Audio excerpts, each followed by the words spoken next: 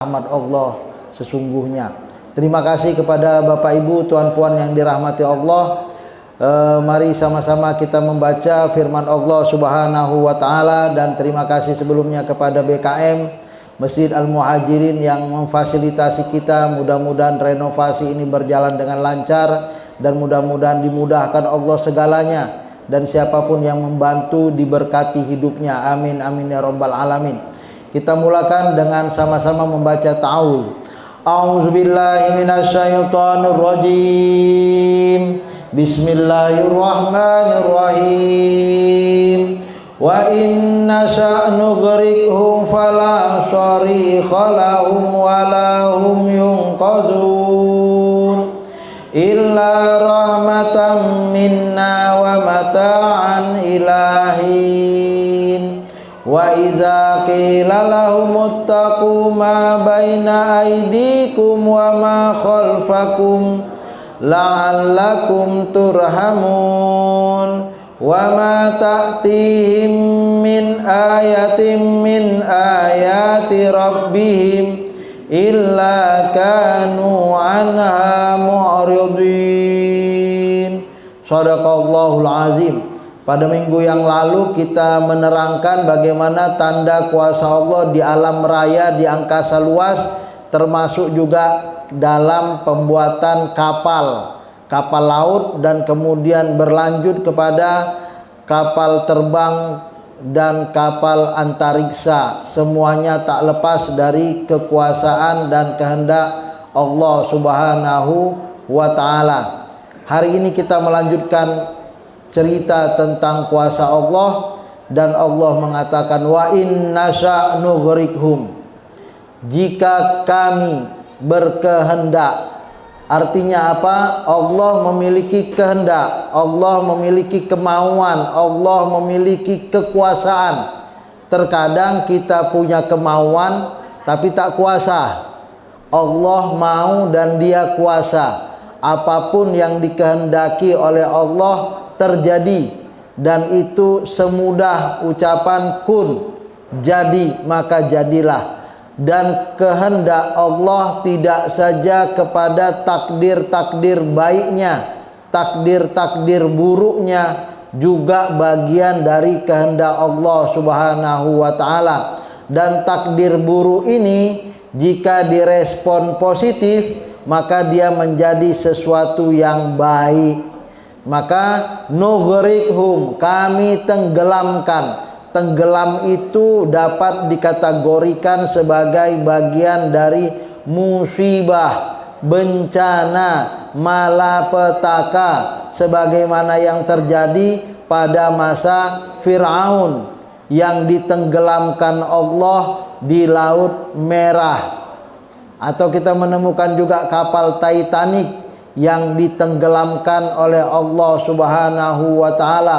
Fala syarikha lahum walahum yunqazun, tak ada dan tak sempat untuk mengatakan minta tolong, dan mereka pun tidak dapat diselamatkan.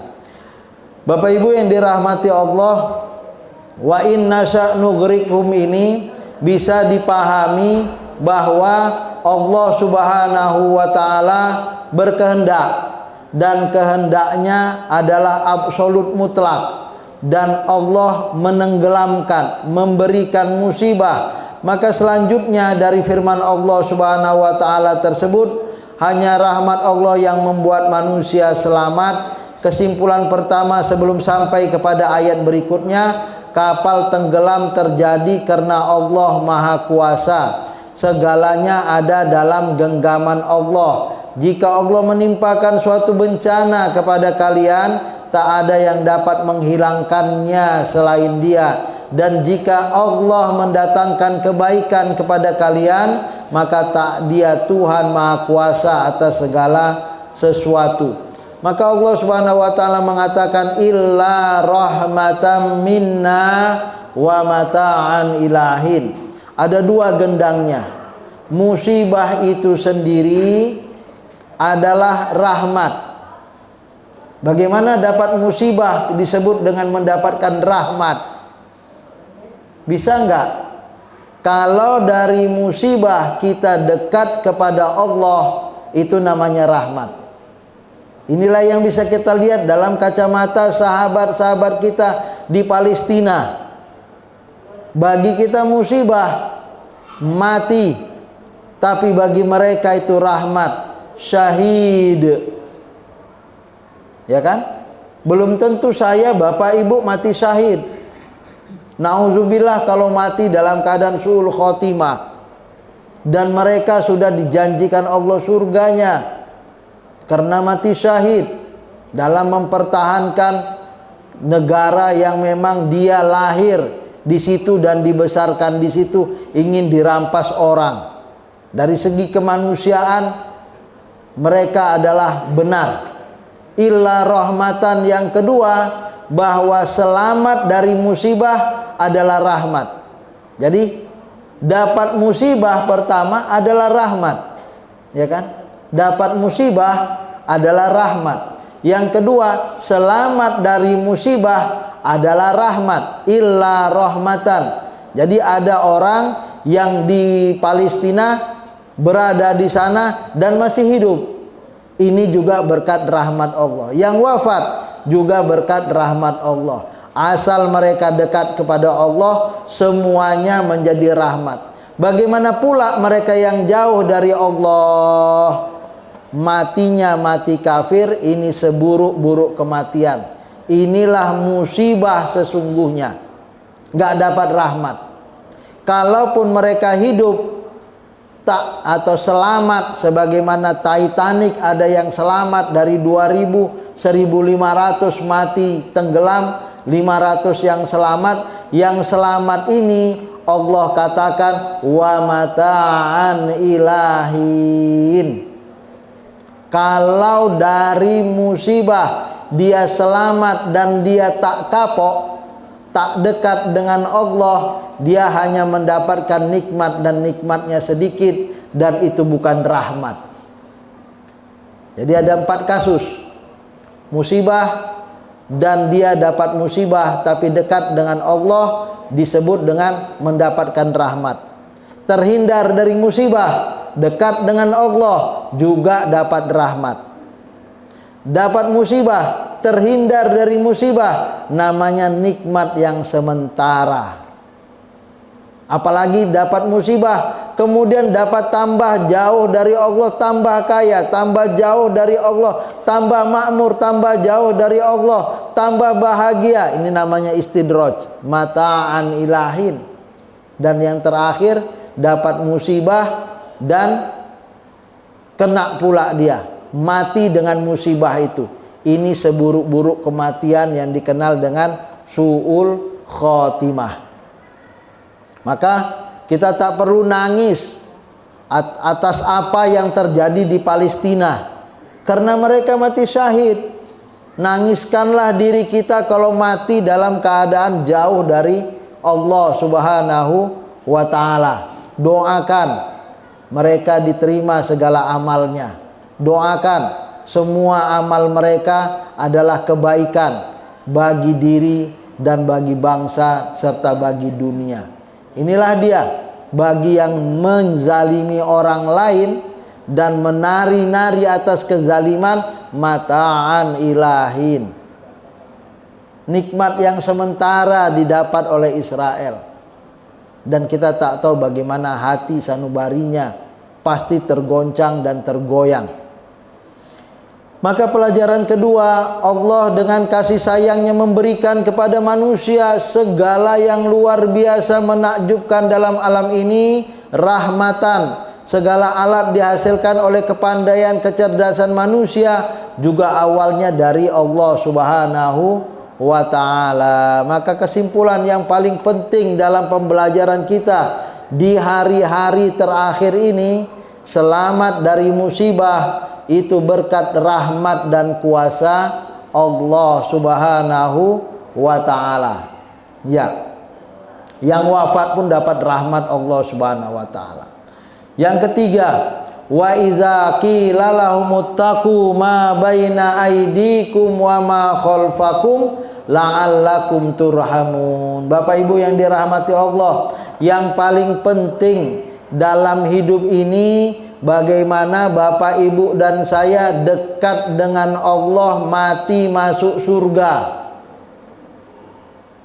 Maka akan ada banyak orang yang mengingatkan, ada Allah yang mengingatkan, ada malaikat yang mengingatkan. Wa iza qila lahum, jika dikatakan kepada Ustadz Jainal, jika dikatakan kepada bapak-bapak, jika dikatakan kepada ibu-ibu, siapa yang mengatakannya? Bisa sanubari kita, bisa orang lain mengingatkan kita, bisa hari ini saya mengingatkan Bapak Ibu, atau Allah mengingatkan kita di jewernya kita dengan peristiwa musibah, bencana, malapetaka, atau diberikannya rahmat, kebahagiaan, kesenangan. Itu juga bahasa nonverbal dari Allah. Apa pesan dari Allah, dari malaikat, dari siapapun, dari sanubari kita? Ittaqu ma baina aidikum wa ma khalfakum. Takutlah pada neraka Allah, takutlah pada murka Allah, carilah ridhonya, gapailah surganya. Ma baina aidikum, atas apa-apa yang telah terjadi di depan mata kita, ambil pelajaran. Ma baina aidikum, di depan kamu, atau siksa yang pernah kamu lihat pada dirimu, dijewer Allah kita, atau diberikan kesenangan oleh Allah kepada diri kita, atau wa ma khalfakum, peristiwa yang pernah dahulu kita alami, dari lahir, dari kecil, remaja, dewasa, menikah, punya anak, punya cucu. Apakah kita tambah dekat kepada Allah? Kalau tambah dekat namanya rahmat, la'allakum turhamun. Kalau tambah jauh dari Allah namanya azab dan siksaan.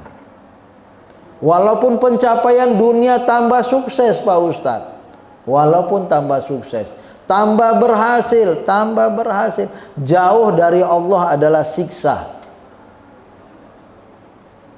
Maka kata Allah Subhanahu wa taala, la'allakum turhamun. Jadi bukan banyaknya, tapi berkatnya.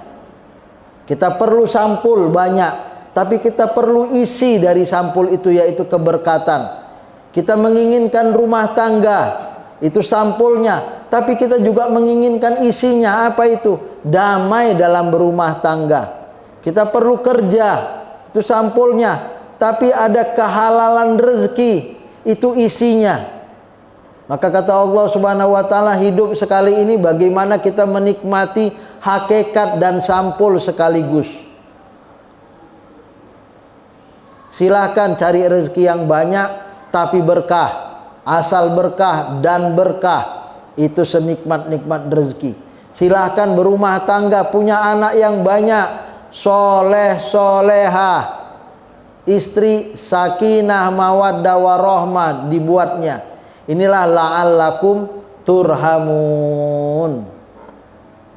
Dapat kasih sayang, dapat cinta dari siapa? Pertama dan utama dari Allah.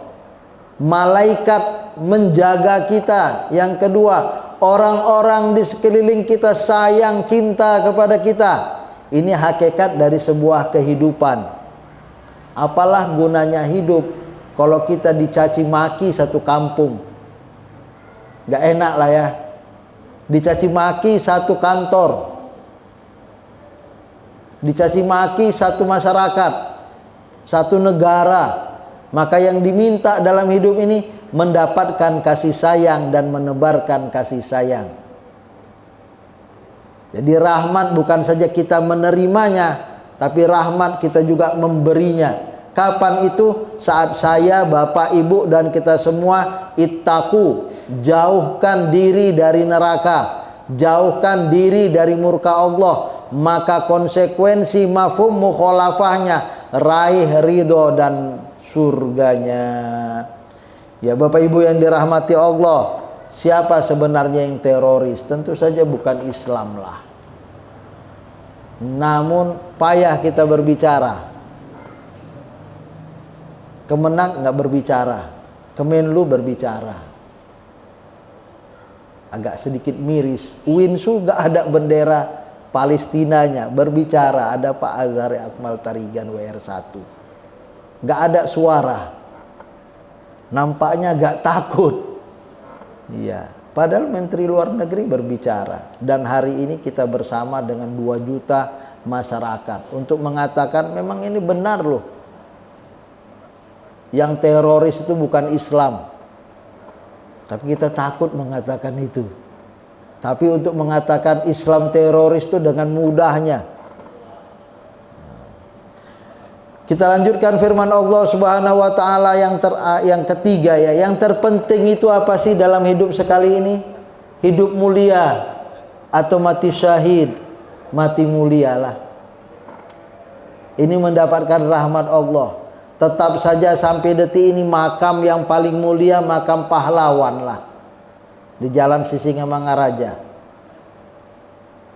Itu adalah para pejuang yang memerdekakan Republik Indonesia dari penjajahan Belanda dan Jepang, dan sampai sekarang itu tak bisa dinafikan. Jadi jangan sampai ada yang mengatakan mati seperti ini mati konyol, mati sia-sia. Tidak. La'allakum turhamun. Wa ma ta'tihim min ayatin min ayati rabbihim illa kanu anha mu'ridin. Setiap kali suatu tanda dari tanda-tanda kebesaran Tuhan datang kepada mereka, mereka selalu berpaling darinya. Bapak Ibu yang dirahmati Allah, begitulah Allah memberikan rahmatnya kepada kita. Sayangnya jeweran-jeweran kecil Tuhan itu tidak digubris. Tanda-tanda Allah ada di alam ini tidak di open, dan kita menemukan itu pada diri kita. Nauzubillah min zalik. Seperti saya, rambut sudah mulai beruban gitu ya kan, Nah, usia terus bertambah, kawan-kawan kanan kiri sudah mulai hilang satu persatu.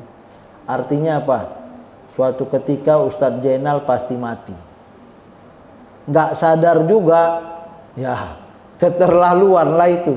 Nggak berubah juga, ya kasihanlah Ustadz Jainal ini. Bertambah umurnya kok bertambah jauh dari Allah Subhanahu wa taala. Bertambah umur kok bertambah maksiatnya pula. Nauzubillah min zalik. Inilah dia kata Allah, setiap tanda dari tanda-tanda Tuhan, dia bukan mendapatkan rahmat tapi mendapatkan laknat. Kenapa? Karena dia menolak tanda-tanda itu. Kita menemukan bagaimana orang yang bekerja menggali kuburan. Tiap hari dia gali kuburan dan tiap hari dia lihat orang mati. Enggak sholat juga, enggak tobat juga. Kapan lagi? Dan ini terjadi bagi seluruh lini kehidupan.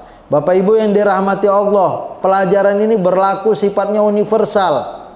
Yang kafir mudah-mudahan masuk Islam. Yang Islam mudah-mudahan lebih baik Islamnya. Yang tadinya setengah-setengah akhirnya menjadi muslim yang baik dan taat.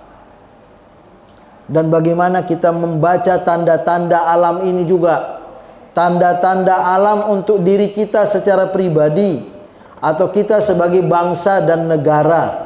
Apa yang terjadi di Palestina itu tak lepas dari tanda-tanda kuasaan Allah yang membuat kita harus belajar. Apa? Bahwa permasalahan hidup ini bermula dari perselisihan yang berakhir dengan permusuhan. Turki Utsmani dulu itu satu bapak, menguasai dari timur ke barat, utara ke selatan, sampai ke Indonesia, ke Aceh. Itu ada kerjasama dengan Turki Utsmani di akhir-akhir kejayaannya, sampai ke Bukhara, Rusia sana, sampai ke Cina, sampai ke Eropa. Begitulah luasnya Turki Utsmani. Punya anak 3 laki-laki. Begaduh ini anak. Akhirnya Palestina, perang dunia pertama terjadi, Turki Utsmani kalah. Palestina diambil alih oleh Inggris. Dulu luasnya Israel cuma 1 lapangan bola. Akhirnya sekarang tinggal 20/80%. Bermula dari apa? Begaduh antar sesama muslim. Jadi bukan kuat kali orang luar sana, kita yang begaduh, kita yang hancur. Tadi pagi saya ketemu dengan Dr. Arso, Ketua Umum MUI, ketika pergi ke Cordoba. Bagaimana cantiknya masjid di Cordoba itu. Saya belum sampai ke sana. Sholat nggak boleh, doa lama sikit digusur. Yang sholat duha di situ ditangkap. Itu dulu masjid. Dan Masjidil Aqsa sudah terjadi seperti itu. Yang menjadi BKM-nya ya orang Israel. Nggak semuanya bisa sholat. BKM-nya orang Israel. Orang Gaza nggak pernah sholat ke Masjidil Aqsa. Dan tak bisa. Waktu sholatnya dibatasi. Ini karena apa? Karena persaudaraan yang retak di antara umat Islam. Dan kita menikmati perpecahan itu. Turki Utsmani kalah karena bukan hebatnya Kamal Atatürk, tidak. Umat Islam bertikai, abang adik bertikai, negara tergadaikan. Palestina pun bertambah babak belur. Karena apa? Karena pertikaian di internal kita. Ada Fatah, ada Hamas, ada Hizbullah, mudah-mudahan bersatu. Ada negara Timur Tengah yang ada di sekitarnya. Arab Saudi kalau bersatu, selesai itu Israel. Tentara Arab Saudi jauh lebih kuat daripada tentara Israel. Persenjataannya lebih lengkap. Mesir juga begitu. Kalau perang melawan Israel, kalah Israel. Tapi tak ada persatuan. Nah, mudah-mudahan kembali ke Indonesia. Ini satu tanda dan dari tanda-tanda kuasa Allah. Kalau kita nggak ambil pelajaran, jangan sampai kita menangis, anak cucu kita menangis, sebagaimana rakyat Palestina menangis, atau sebagaimana rakyat Cordoba yang dulu Muslim habis. Karena apa? Hilangnya persatuan Indonesia. Hilangnya persatuan di antara umat Islam. Ini tanda. Jadi kenapa kita mendapatkan rahmat? Karena bersatu. Kenapa kita musibah? Karena kita tak bersatu. Maka kata orang, kapal laut itu akan hancur. Kenapa? Orang yang di bawah berpikir, payah kali aku naik ke atas ambil timba untuk ngambil air. Ku bolongi aja lah kapal yang di bawah ini. Kan lebih dekat dengan airnya.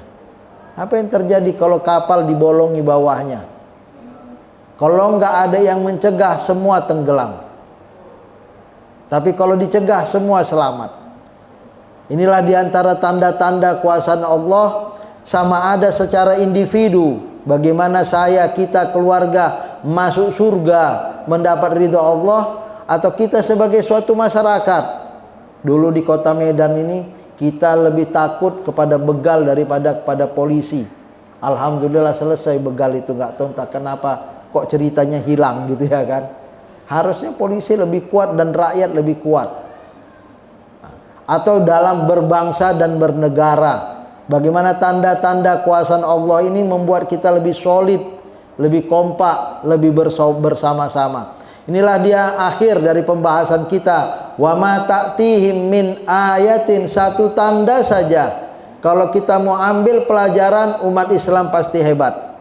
Min ayati rabbihim, dari tanda-tanda kuasa Allah di langit yang begitu banyak pada pertemuan sebelumnya, dalam berbangun, berbangsa dan bernegara, berkelompok, bermasyarakat atau individu, illa kanu anha mu'ridin. Kenapa kita nggak mendapatkan rahmat Allah? Karena kita menolak pelajaran yang diberikan oleh Allah Subhanahu wa ta'ala.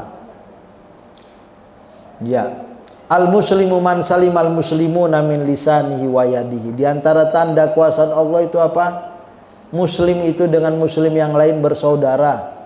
Maka jaga lisan kita kepada saudara kita yang muslim. jaga tangan kita dari saudara kita yang muslim. Kalau nggak bisa bantu muslim, nggak usah caci, nggak usah maki. Apa yang terjadi di antara muslim satu dengan yang lain, kalau tak bisa dukung, jangan sampai menggembosi dan melemahkan. Ada toksit, ada racun. Dimanapun dan kapanpun, kita pasti menemukan orang itu. Tapi yang terpenting itu bukan saya, bukan bapak-bapak, bukan ibu-ibu yang menjadi toksit, yang menjadi racun, yang menggembosi perjuangan. Sama ada perjuangan rakyat Palestina untuk mendapatkan kemerdekaannya, atau NKRI untuk mempertahankan keutuhannya dari rong-rongan luar. Jangan sampai Indonesia tergadai sebagaimana tergadainya Palestina. Nah, inilah dia persaudaraan. Al-muslimu man salim al-muslimuna min lisanihi wa yadihi. Ya, tanda-tanda kebesaran Allah itu banyak. Tapi sebagian manusia membuang muka dari semua itu. Tak mau tahu dia, tak mau peduli dia. Rugikah Allah? Enggak. Rugikah kita yang bersama dengan kebaikan? Tidak. Rugikah orang-orang baik di dunia ini? Tidak. Tetap saja in ahsantum ahsantum li anfusikum. Kalau kita berbuat baik, di sekeliling kita berbuat jahat, tetap kebaikan itu kembali kepada diri kita. Wa in asa'tum falaha. Kalau kita berbuat jahat, semua orang berbuat baik, kucurangi dia, tetap saja yang rugi kita. Jika penglihatan sendiri sudah rusak, maka yang benar itu tertolak. Maka kacamata jernih dalam melihat rahmat dan musibah itu adalah respon positif kita. Kalau dari fenomena yang terjadi, sama ada bahagia dan suka dan duka, nestapa dan kesenangan, membuat bapak ibu dan saya dekat kepada Allah, maka itu rahmat. Tapi kalau ada semuanya itu membuat kita jauh dari Allah, itu namanya musibah. Sekali lagi kita katakan, sepahit-pahit hidup di dunia ini, jika mati masuk surga, rahmat. Semanis-manis hidup di dunia ini, jika mati masuk neraka, laknat. Maka kesimpulannya kita dapat, mukmin cerdas mengambil pelajaran dari setiap peristiwa. Pentingnya mengambil pelajaran. Siapa saja yang Allah kehendaki kebahagiaannya, rahmatnya, dia akan menjadikan mengambil pelajaran dari hal-hal yang menimpa orang lain. Jadi kita belum harus merasakan pahit baru kita menghindar. Jangan tunggu sampai berdarah dulu tangan baru kita nggak mau berbuat. Tidak. Lalu dia menempuh jalan orang yang dikuatkan dan ditolong oleh Allah, dan menjauhi jalan orang yang dia terlantarkan dan dia hinakan. Maka kita dapat Allah Maha Penjaga dan Allah Maha Penolong. Hidup orang mukmin yang bertakwa akan selalu terhibur meskipun dapat musibah, meskipun dapat ujian, meskipun dapat cobaan, beruntut, bertubi-tubi, silih berganti. Karena apa? Sebagaimana yang terjadi pada rakyat Palestina, karena yakin Allah Maha Penjaga, Allah penolong sesungguhnya. Jadi tak ada kata rugi bagi mereka yang dekat dengan Allah Subhanahu wa taala. Dengan demikian dapat kita ambil kesimpulan, apa itu rahmat dan apa itu musibah. Kapal tenggelam terjadi karena Allah Maha Kuasa, selamat dari musibah berkat rahmat dan kuasa Allah. Dapat musibah pun, tapi kita tetap dekat dengan Allah, itu juga rahmat. Sebaliknya, selamat dari musibah, jauh dari Allah, hanya mendapatkan kenikmatan sedikit. Dapat musibah, jauh dari Allah, dan mati dalam keadaan musibah, maka itu adalah musibah dalam arti sesungguhnya. Yang terpenting dalam hidup sekali ini, bagaimana kita mulia karena dimuliakan oleh Allah, mendapatkan ridho dan surganya, serta wafat dalam keadaan husnul khotimah. Mukmin cerdas sebagaimana Bapak Ibu, tentu saja kita dapat mengambil pelajaran dari peristiwa-peristiwa sehari-hari, peristiwa-peristiwa yang kita baca, yang kita lihat di WA grup kita, atau di televisi, atau dimanapun yang kita saksikan. Agar apa? Agar kita lebih dekat kepada Allah dan bercita-cita masuk ke dalam surganya. Ini yang bisa kita sampaikan. Masih ada waktu berapa menit lagi kita? 10 menit lagi. Bapak Ibu masih bisa kita berdiskusi sedikit sebelum kita tutup dengan doa.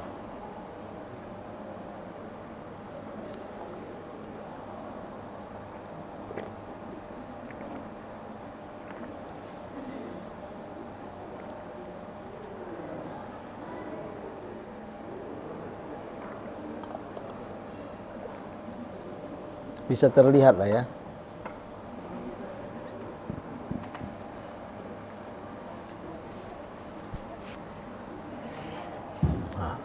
Assalamualaikum warahmatullahi wabarakatuh. Waalaikumsalam warahmatullahi wabarakatuh. Terkait dengan surat Yasin ini, Ustaz, saya baca mendengar di YouTube itu tentara Hamas itu, dia membaca surat Yasin ini ayat 9, Ustaz. Ya. Dia mengatakan di hadapannya ditutup, belakangnya ditutup, matanya ditutup, sehingga dia tidak kelihatan. Dengan demikian, memang saya lihat di video itu, ya, tentara Hamas itu menaruhkan bom di atas tanknya Israel itu. Apakah ayat ini bisa diperuntukkan seperti itu sehingga tentara Israel itu tidak melihat adanya tentara Hamas di dekat tank itu sendiri? Mohon penjelasan, Ustaz. Terima kasih. Assalamualaikum warahmatullahi wabarakatuh. Iya, waalaikumsalam warahmatullahi wabarakatuh. Jadi sebagaimana kita telah bahas dari surat Yasin, wa ja'alna min baini aydihim saddan wa min khalfihim saddan fa aghshaynahum fahum la yubsirun. Pada peristiwa khususnya dia tidak terkait dengan bagaimana tubuh kita tidak terlihat. Ya. Tapi secara umum bisa dimaknai demikian. Jadi bagaimana diri kita terhalang penglihatan orang dari depan, terhalang penglihatan orang dari belakang, fahum la yubsirun, sehingga mereka tidak melihat. Bisakah ayat itu dipakai sebagaimana kita katakan terdahulu bahwa cerita ayat ini adalah cerita tentang apa dulu tuh ya?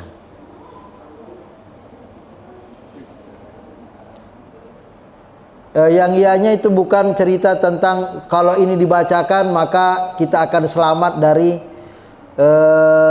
musuh. Ya, secara khusus runutan ayat itu. Tapi bisa nggak dibaca, dan kalau dibaca ngefek nggak? Nah, kalau dia yakin ngefek. Tapi sebenarnya apa bacaan yang paling layak?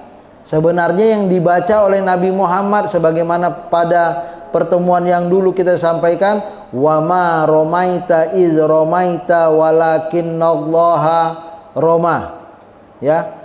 Engkau tidak melempar wahai Nabi Muhammad saat lemparan itu tepat pada sasarannya, tapi yang membuat lemparan itu tepat pada sasarannya adalah Allah Subhanahu wa taala.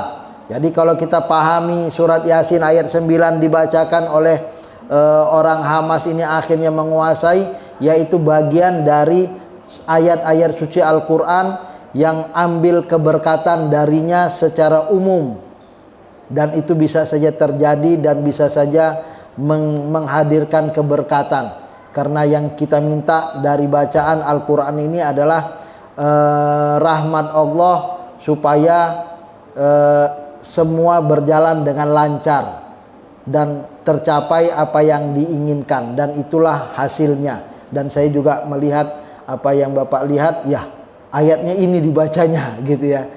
Ya, dan itulah yang terjadi dan mereka bisa menguasai. Wallahu a'lam.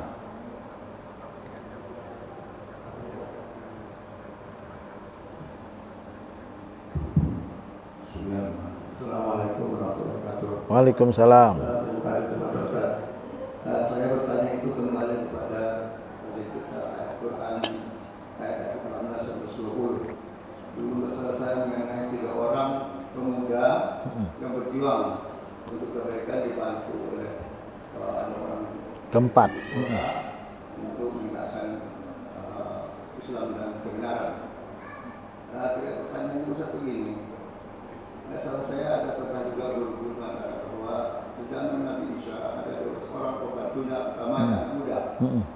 Kemudian di surat Al-Kahfi ada 9. Al-Kahfi yang lari dari masyarakat, kedua mereka di sana dibela oleh Allah.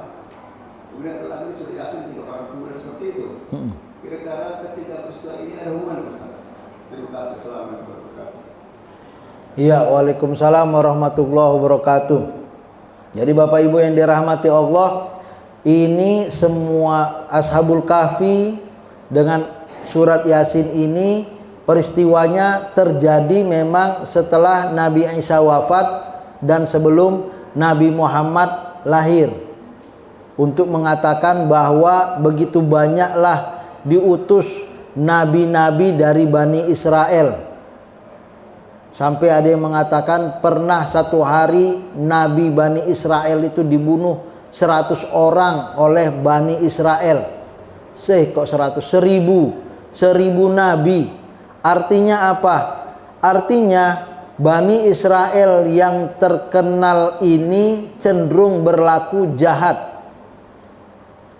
Mereka adalah keturunan orang baik, iya. Yang disebutkan di sini siapa? Bapak Bani Israel adalah Nabi Yakub dan 12 keturunannya, salah satunya Nabi Yusuf. Kemudian kita menemukan nabi-nabi baik di sekitar mereka, tapi sayangnya mereka sendiri membunuh orang-orang baik di sekitar mereka. Dan Allah menggambarkan sebelum datangnya Nabi Muhammad SAW bagaimana pertarungan antara yang benar dengan yang jahat, al-haqqu wal batil, di kalangan masyarakat Bani Israel itu. Sampai sekarang pun kita menemukan itu. Tidak semua orang Israel atau rakyat Israel setuju atas pembantaian genosida yang terjadi di Palestina.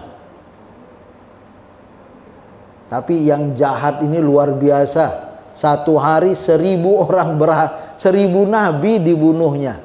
Nabi Bani Israel. Termasuk nabi yang dipenggal kepalanya oleh Bani Israel adalah Nabi Yahya. Ya kan? Hanya karena Nabi Yahya mengatakan gak boleh nikah antara kakak dengan adik. Maka kata si kakak, aku mau pernikahan kita maharnya kepala Nabi Yahya. Dilakukan, dan itulah yang terjadi. Inilah dia peristiwa-peristiwa sebelum Nabi Muhammad dan setelah wafatnya Nabi Isa. Karena Zakaria, Yahya dan Nabi Isa itu dalam milieu yang sama. Dan peristiwa Ashabul Kahfi dan peristiwa di Ankara ini, Ashabul Kahfi di Yordan, yang surat Yasin ini di Turki, masih kawasan sedikit jauh dari Palestina, tapi tak jauh-jauh sekali. Wallahu a'lam. Sudah azan ya. A'udzubillahi minasyaitonirrajim. Bismillahirrahmanirrahim. Assalatu wassalamu ala asrofil anbiya'i wal mursalin wa ala alihi wa sahbihi ajma'in. Allahumma ja'al jam'ana hadza jam'an marhuma wa tafarruqana min ba'di tafarruqan ma'suma. Allahumma ja'alil Qur'anal azima rabi'a qulubina wa nura sudurina wa jala ahzanina wa zahaba humumina. Rabbana atina fid dunya hasanah wa fil akhirati hasanah wa qina azabannar. Subhana rabbika rabbil izzati amma yasifun wa salamun alal mursalin walhamdulillahi rabbil alamin. Taqabbalallahu minkum minna wa minkum taqabbal ya karim. Terima kasih. Wassalamualaikum warahmatullahi wabarakatuh.